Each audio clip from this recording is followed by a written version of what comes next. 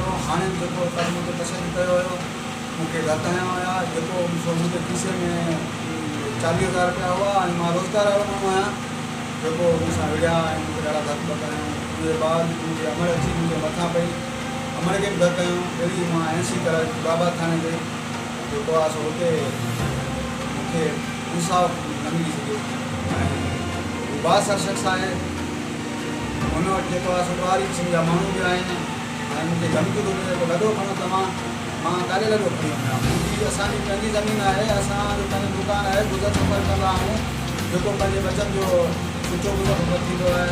हाणे जेको कशेरी करे थो ऐं मारियो वञे थो ऐं धमकी ॾिनी थी वञे त बाबा तव्हां लॾो खणो तव्हां।